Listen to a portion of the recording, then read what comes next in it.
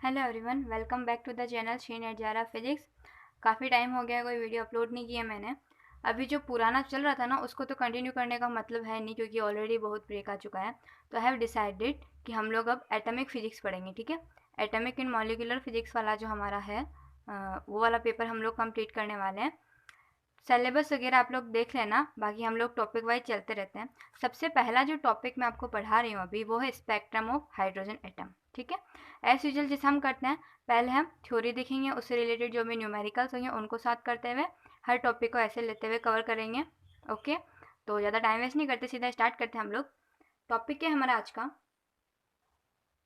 Spectra of hydrogen atom, ठीक है ना। तो देखो, जो बेसिक चीज़ें हैं ना, वो भी मैं आपको नोट नहीं करवा रही हूँ, सिंपली बता रही हूँ, सुन लो।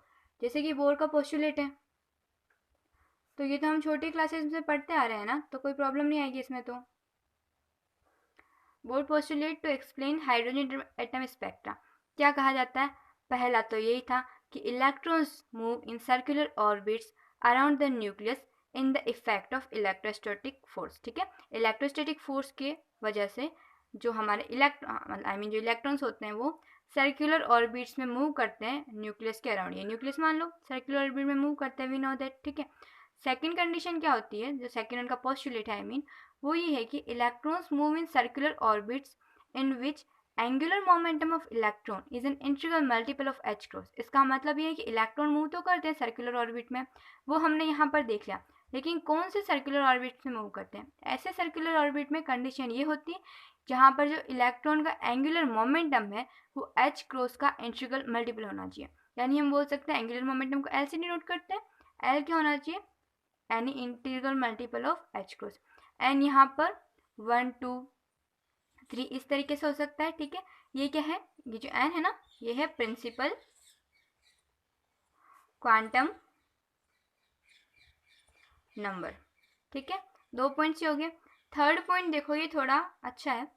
Electron does not emit any radiation when it moves in a quantize circular orbit. ये हमने देख लिया कि सर्कुलर ऑर्बिट कैसा होना चाहिए? क्वांटाइज। तो जब इलेक्ट्रॉन इस क्वांटाइज सर्कुलर ऑर्बिट में मूव कर रहा होता है, तो उस टाइम पे वो कोई भी रेडिएशन इमिट नहीं करता है, ठीक है। However in these orbits motion of the electron is accelerated, ठीक है। मोशन एक्सेलरेटेड होता है, लेकिन फिर भी पोस्टुलेट यह कहता है कि एक्सेलरेटेड मोशन होने के बावजूद भी वो कोई भी किसी भी तरह की रेडिएशन इमिट नहीं करता है। रेडिएशन इमिट कम हो सकती है जब वो एक सर्कुलर ऑर्बिट से दूसरे के अंदर जंप कर रहा है, वहां से वहां आ रहा है, तो उस केस में रेडिएशन इमिट होगी। लेकिन जब तक वो इसी वाले के अंदर एन=1 ले लिया जैसे, ठीक है, जब तक वो इसी के अंदर रिवॉल्व कर रहा है, तो उस केस के अंदर वो कोई भी रेडिएशन को इमिट नहीं करेगा, ठीक है। आप चाहो तो मैं लिख देती हूँ वीडियो पॉज करके, तो नोट कर लेना। So I have written electron does not emit any radiation when it moves in a quantized circular orbits. However, in these orbits, motion of the electron is accelerated. ठीक है। अब देखो, इसकी study के लिए हम लोग क्या करेंगे कि जो नॉर्मल हमारा एटॉमिक स्ट्रक्चर है उसको लेते हुए इसके रेडियस का फॉर्मूला और बाकी जितने भी फॉर्मूले हैं वो कैलकुलेट करेंगे, जो भी हमारे एग्जाम में यूज़फुल है, ठीक है। फिर सीधा उनको लगा के हम लोग क्वेश्चन सॉल्व करना सीख जाएंगे। तो थोड़ी तो थ्योरी पता होनी चाहिए।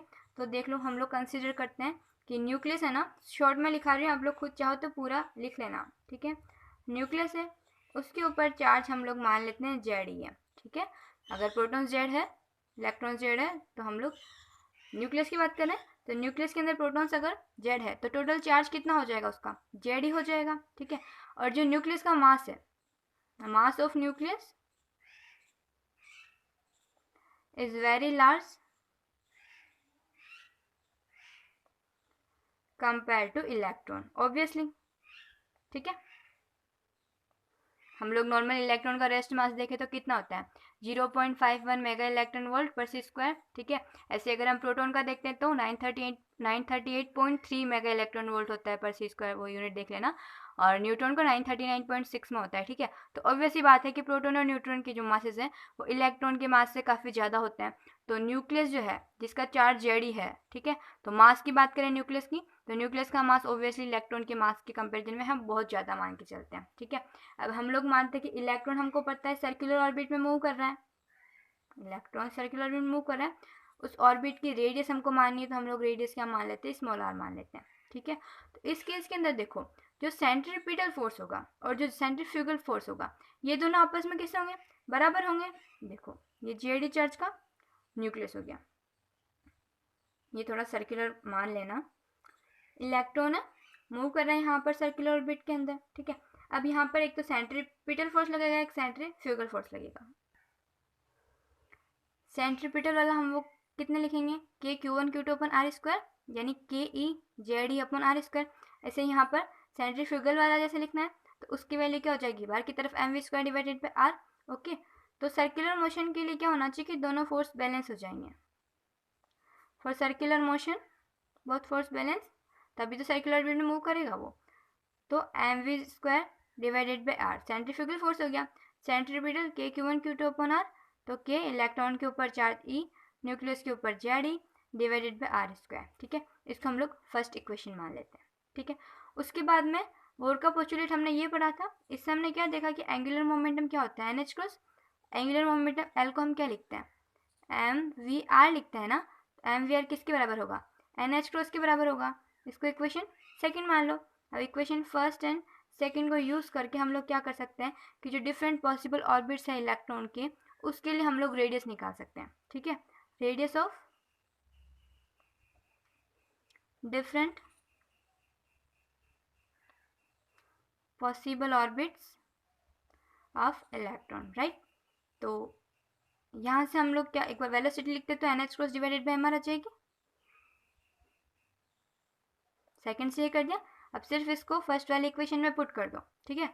तो एम बाई आर, तो ऐसा कैसे है, वी का स्क्वायर यानी एन का square h cross square divided by m square r square equals to, यहाँ पर तो है जो इसको लिख दो, k Z square divided by r square, r square से आर स्क्वायर कैंसिल, ठीक है। उसके बाद में यहाँ से एक एम कैंसिल हो जाएगा, हमको यहाँ से निकालना क्या है, रेडियस निकालनी है। तो आर एन कितना निकल के आएगा हमारे पास में,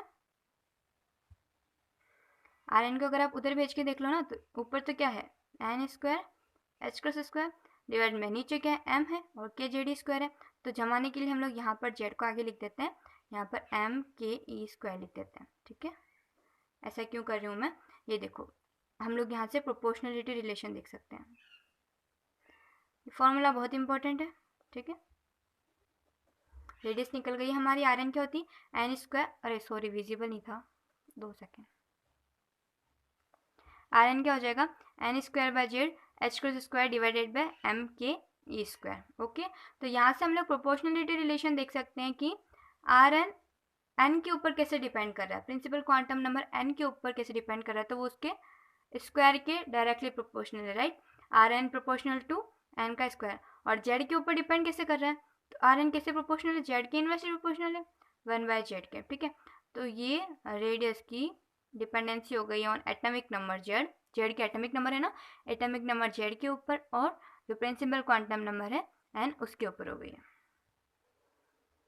इसके बाद जो h cross square divided by m k square है ना, इसको जब हम लोग वैल्यूज रख के सॉल्व करते हैं तो हमारे पास में आर एन कितना बनता है पूरा, जो देखो r n is equal to 0.53 n square divided by Z angstrom, ठीक है। 1 एंगस्ट्रॉम इक्वल टू 10⁻10 मीटर, वो तो ऑब्वियस सी बात है, एवरीबडी नोज, ठीक है। तो आर एन रेडियस कितनी निकल के आ गई nth ऑर्बिट के लिए 0.53 n square by Z.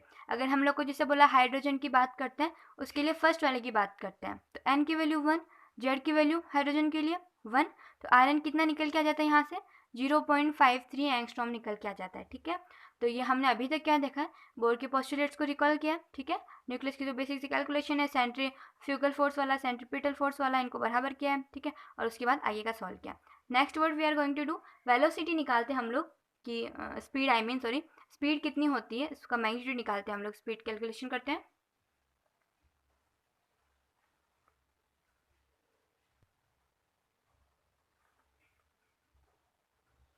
Speed of electrons in different possible orbits, ठीक है। तो देखो angular momentum L equals to m v r equals to n h cross, इसी को यूज करके सॉल्व कर लेते हैं। Mass of electron m e m v, V हमको निकालना है speed, R equals to n h cross m e v. आर की वैल्यू अभी हमने निकाली, याद हुई या नहीं हुई? N square divided by Z h cross का square divided by m k e square, ठीक है, ये हो गई equals to n h cross, ठीक है। इसके बाद में जनरल कैलकुलेशन आप खुद सॉल्व करते रहना, निकल के क्या आता है मैं लिख देती हूँ, v equals to z divided by n k e square divided by h cross, ठीक है। तो हम लोग इसको जो फाइन स्ट्रक्चर कांस्टेंट जो है अल्फा, उसकी फॉर्म में अगर लिखना चाहते हैं तो हम क्या करेंगे, यहाँ पर सी से मल्टीप्लाई सी से डिवाइड कर दो, ठीक है। तो वी हमारे पास में क्या बन जाएगा अब, Z c alpha divided by n. ये फॉर्मूला जो निकल के आया है ये आपको याद रखना है, v equal to Z c alpha divided by n, ठीक है। अल्फा यहाँ पर क्या है, फाइन स्ट्रक्चर कांस्टेंट है, फाइन स्ट्रक्चर कांस्टेंट वैल्यू कितनी होती है इसकी, 1 डिवाइडेड बाय 137, ठीक है। तो ये हमने वेलोसिटी निकाल लिया। रेडियस का फॉर्मूला याद करो, r n equals to n square divided by z और ब्रैकेट में h cross square divided by m k e square. Velocity v speed I mean v equals to Z c alpha divided by n. उसके बाद में हम लोग क्या निकालेंगे, जो एनर्जी है इलेक्ट्रॉन की nth ऑर्बिट में, उसको कैलकुलेट करते हैं, ठीक है। Energy of electron in nth orbit. Total energy कैसे लिखेंगे हम लोग, kinetic energy plus potential energy, ठीक है। उसके बाद में काइनेटिक एनर्जी कितनी होगी, half m v square, potential energy कितनी होगी, तो के Q1 Q2 divided by are, ठीक है। तो के न्यूक्लियस के ऊपर चार्ज जेड ई, इलेक्ट्रॉन के ऊपर चार्ज माइनस का E divided by are, okay. फिर हाफ एम वी स्क्वायर, तो वी के लिए वापस ये वाली जो इक्वेशन है, थर्ड इक्वेशन ले लेती हूँ मैं इसको, ओके। तो यहाँ पर जो सी से मल्टीप्लाई डिवाइड किया है ना मैंने, इसको अभी वापस कैंसिल कर दो, तो कैलकुलेशन में हो गया, बाकी क्या है, z by n k square divided by h cross, तो वी स्क्वायर यानी z square divided by n square और k e square divided by h cross का whole square, right, plus k minus Z square, r की value क्या है, n square by Z h cross square divided by m k e square. अब इसी calculation आप लोग खुद cancellation वगैरह कर लेना, क्योंकि टाइम ज़्यादा वेस्ट नहीं करते हैं, सीधा लिखते हैं कितना निकल के आता है ये चीज़, माइनस का Z square divided by n square, okay, m k square e की power 4 divided by 2 h square. ये चीज़ आपको याद होनी चाहिए सीधी, ठीक है ना। इसको हम लोग और ऐसे लिख सकते हैं, n equals to minus Z square by n square, और इस पूरे की चीज़ जो वैल्यू निकाल के लाते हैं ना हम लोग, तो क्या निकलती है, 13.6 इलेक्ट्रॉन वोल्ट, ठीक है। तो ये भी याद रहनी चाहिए आपको, ये तो सीधा, और ये चीज़ भी याद रहनी चाहिए, ठीक है। दोनों चीज़ याद रखनी न्यूमेरिकल्स में, क्योंकि बहुत बार ऐसा होगा कि आपको ऐसा बोल दिया कि हम किसी का चार्ज है उसको वेरी करते हैं, मास वेरी करते हैं, तो क्या होगा, जैसे हम लोग पॉजिट्रोनियम की बात करते हैं तो उसका रिड्यूस मास निकालते हैं, तो यहाँ पर हम एम की जगह म्यू यूज में लेंगे, म्यू क्या हो जाता है उसके लिए, m/2 हो जाता है। तो आपको डिपेंडेंसी पता होनी चाहिए कि जो एनर्जी है वो जेड के ऊपर कैसे डिपेंड कर रही है, एन के ऊपर कैसे डिपेंड कर रही है, उसके मास के ऊपर कैसे डिपेंड कर रही है। जब तक हम लोग हाइड्रोजन की बात करते हैं तब तक तो कोई प्रॉब्लम नहीं है ना, बिकॉज हमको पता है ये तो 13.6 फिक्स ही है, जेड और एन, जेड की वैल्यू फिक्स है, एन के लिए हम लोग कौन सा ऑर्बिट की बात करें उसके अकॉर्डिंग कैलकुलेशन कर सकते हैं, ठीक है। लेकिन जनरल फार्मूला हमको दोनों याद होने ही चाहिए। उसके बाद में देखो, ये जो है ना, यहाँ से आप लोग जो चीज़ ऑब्जर्व करते हो, हमको पता है पोटेंशियल एनर्जी क्या होती है, काइनेटिक एनर्जी के डबल होती है और नेगेटिव होती है, ठीक है। तो आप सीधा एक तरीके से इससे भी कैलकुलेट कर सकते हो। वैसे कैलकुलेशन आपको काम में कभी नहीं आएगी, सीधा फॉर्मूला आपको याद होना ही चाहिए। विरल थ्योरम यूज में लेते हैं ना हम, आइडिया दे रही हूँ बस में, क्या होता है उसके अकॉर्डिंग। देखो पोटेंशियल हमको वी आर कितना यहाँ पर माइनस के बाय आर, प्रोपोर्शनलिटी हमको देखनी केवल n/2 वी के हिसाब से देखते हैं। Average value of T equals to n/2 average value of V, ठीक है। तो यहाँ पर आर के ऊपर कैसे डिपेंड करता है, आर की पावर -1 से डिपेंड करता है, यानी एन की वैल्यू क्या होती है, -1 होती है ना। तो इसको हम क्या लिख सकते हैं, -1/2 ऑफ वी, या फिर हम लिख सकते हैं potential energy equals to negative of twice of kinetic energy, ठीक है। यही चीज़ यहाँ पर हो रही थी, इसीलिए यहाँ पर ये नेगेटिव में ये आ गया निकल के, ओके। तो आई होप कि यहाँ तक का तो आपको समझ में आ गया होगा। अब देखो हम लोग क्या करते हैं, एनर्जी लेवल डायग्राम की बात करते हैं हाइड्रोजन एटम के लिए, ठीक है। विजिबल है ना, energy level diagram for hydrogen atom, Z equals to 1 होता है हाइड्रोजन के लिए ऑब्वियसली, ठीक है। तो अब देखो इसके अंदर हम लोग n इक्वल्स टू 1 बनाते हैं पहले लेवल, ये मान लो n इक्वल्स टू 1 है, ठीक है। Then n equals to 2, n equals to 3, n equals to 4, n equals to 5 and so on, ठीक है। यहाँ पर आपने ये चीज़ देखी होगी कि यहाँ पर मैंने डिफरेंस ज़्यादा रखा है, फिर मैंने पास लाइन ड्रॉ की, क्यों? Because of the energy difference. इनके बीच का जो डिफरेंस है ना, वो एनर्जी डिफरेंस की हम लोग बात करते हैं। तो n इक्वल्स टू 2 और 1 के बीच में जो डिफरेंस होता है वो काफ़ी ज़्यादा होता है। जैसे जैसे हम लोग आगे हायर सेल्स में चले जाते हैं, ठीक है, हायर में ज़्यादा जाएंगे तो क्या होगा, जो एनर्जी डिफरेंस होगा वो धीरे धीरे कम होता जाएगा और लास्ट के अंदर एनर्जी डिफरेंस बहुत नेग्लिजिबल हो जाता है, ठीक है। जैसे कि हम लोग इसके लिए एनर्जी कैलकुलेट करते हैं, एनर्जी का भी हमने फॉर्मूला तो देख ही लिया, क्या होता है, minus Z square by n square 13.6 electron volt, यही था ना, एन कितना निकल गया था, और माइनस, अब हमको पता है जेड की वैल्यू तो 1 है तो 1 ही लिख देती हूँ, 13.6 electron volt divided by n square. तो एन की वैल्यू जो 1 है तो एनर्जी कितनी निकल के आएगी, minus 13.6 electron volt, right. N की वैल्यू जब 2 है तो एनर्जी कैसे निकल जाएगी, 2 का स्क्वायर यानी 4 से डिवाइड करेंगे, कितना निकलेगा, माइनस का 3.4 electron volt, right. N equal to 3 के लिए करना है, 3 का स्क्वायर 9, 9 से डिवाइड करके लिखेंगे तो माइनस ऑफ 1.51 इलेक्ट्रॉन वोल्ट, आगे लिखते हैं यहाँ पर तो माइनस 0.85 इलेक्ट्रॉन वोल्ट, आगे से आगे हम लोग कैलकुलेशंस कर सकते हैं, ठीक है। तो ये क्या हो गई, इस लेवल के अंदर एनर्जी हो गई। अब जैसे मान लो कि कोई इलेक्ट्रॉन है वो यहाँ से यहाँ पर ट्रांजिशन कर रहा है, ठीक है, यहाँ से यहाँ आ रहा है, तो उस केस के अंदर एनर्जी कितनी, इन दोनों के डिफरेंस के बराबर, ओके। तो ये चीज़ यूज में आती है अपने। अब देखो लाइमन, बाल्मर, पास्टन, ये सारी सीरीज का आपने नाम तो ऑब्वियसली सुना ही होगा, ठीक है। लाइमन किसको बोलते हैं, जब वो n इक्वल्स टू 1 में आती है तो हम उसको बोलते हैं लाइमन सीरीज, ठीक है। कहाँ से आ रही है उसके ऊपर डिपेंड करता है कि वो एल अल्फा है, एल बीटा, एल गामा, या फिर वो क्या है। जैसे कि n इक्वल्स टू 2 से n इक्वल्स टू 1 के अंदर आ रही है तो उसको हम बोलते हैं L alpha, right. n equals to 3 से अगर वो आ रही है n इक्वल्स टू 1 के अंदर तो हम उसको एल बीटा बोलते हैं, और अगर वो n इक्वल्स टू 4 से आ रही है तो हम उसको एल गामा बोलते हैं, ठीक है। ये क्या होगा, एल अल्फा बीटा गामा, ये कौन सी सीरीज है, लाइमन सीरीज। कौन से रीजन के अंदर लाई करती है, यूवी रीजन में, ठीक है। लाइमन होगी उसके अंदर बाल्मर, बाल्मर यानी n इक्वल्स टू 2 के अंदर आ रही है, ठीक है ना।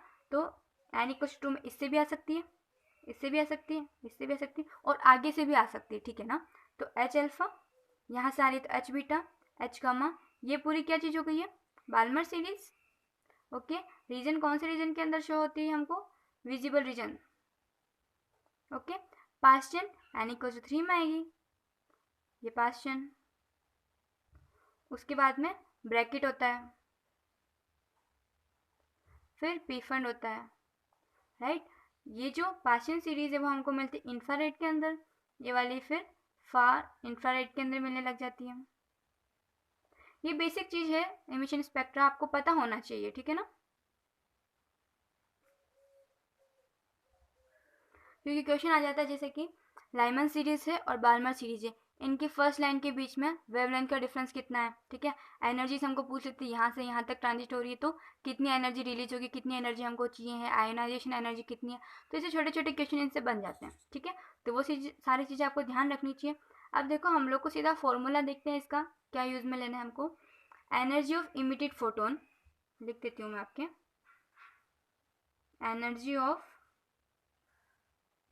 emitted photon when electron transit from initial, हम लोग बोल सकते हैं अपर लेवल, ठीक है। इसको हम एन इनिशियल एन से डिनोट कर देती हूँ, टू लोअर या फिर फाइनल, जो भी बोलूँ मैं, फाइनल लेवल एन एफ, ठीक है। कितनी लिमिट होती है, एनर्जी कितनी लिमिट होगी, energy of photon equals to EI minus का EF ठीक है। तो यहाँ पर देखो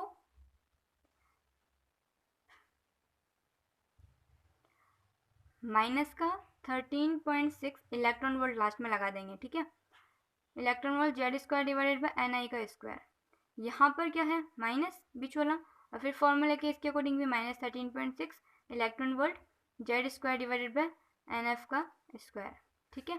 तो यहाँ से ये प्लस बन जाएगा, तो टोटल कितना निकल के आएगा energy difference delta equals to 13.6 electron volt Z² 1/NF², ये माइनस में तो -1 डिवाइडेड बाय Ni का स्क्वायर, ठीक है। इस चीज़ को हाईलाइट कर लेते हैं हम लोग। तो अगर क्वेश्चन आता है कि बाल्मर की first line, second line, third line कुछ भी आए, जैसे अगर वो बोले बाल्मर की सेकंड लाइन, तो कहाँ से आएगी, इनिशियल तो 2 है और सेकंड लाइन इसका मतलब कि 3 से नहीं आ रही, 4 से आ रही है, तो NF तो क्या हो गया, N इनिशियल और N फाइनल, सॉरी इनिशियल तो 4 से आ रही है ना, तो N इक्वल टू 4 हो गया, और बाल्मर है इसका मतलब कि सेकेंड के अंदर आ रही है, N इक्वल टू 2 के अंदर, तो फाइनल हमारे पास में क्या हो गया, 2 हो गया, ठीक है। इसके अकॉर्डिंग हम लोग फॉर्मूले में सिंपल लगा के एनर्जी डिफरेंस डेल्टा ही निकाल सकते हैं। अगर वेवलेंथ का डिफरेंस पूछे तो फिर तो हमको ज़्यादा कुछ करने की जरूरत नहीं है, एनर्जी निकालना आ गया, E equals to h c by lambda होता है, delta E equals to energy difference जो है, या फिर delta E equals to h nu वाला यूज लग सकते हो अगर आपको फ्रीक्वेंसी की जरूरत है, तो ये फॉर्मूला यूज में लेके आप लोग आगे कैलकुलेशन कर सकते हो। मतलब एनर्जी डिफरेंस आ गया है ना, इसकी कोरेस्पॉन्डिंग वेवलेंथ निकालनी है, तो simply delta equals to h c by lambda, और यहाँ से निकल जाएगा। क्वेश्चन प्रैक्टिस भी करेंगे हम लोग, लेकिन अभी आज की क्लास के लिए तो इतना ही। काफ़ी टाइम बाद मैंने कुछ पढ़ाया यहाँ पर, एंड आई होप इसको मैं कंटिन्यू कर पाऊँ, क्योंकि वापस कुछ ऐसा हो जाता है, काम आ जाता है, या फिर मैं खुद ही बिजी हो जाती हूँ, तो इधर टाइम ही नहीं जा पाता है। पहला तो आई होप आपको समझ में आया जो पढ़ाया है, अपना रिस्पॉन्स ज़रूर दे, और कुछ भी चीज़ आपको लगी हो कि यहाँ सही नहीं है तो प्लीज़ बताएं, आई विल इम्प्रूव, ओके। क्योंकि मैंने भी वापस सेट वगैरह किया है इसको, तो पता नहीं, वैसे हो तो क्या है नॉर्मल, आई होप सही दिख भी रहा होगा फिर भी, ठीक है। तो बस पढ़ते रहिए। See you in next video, bye, thank you.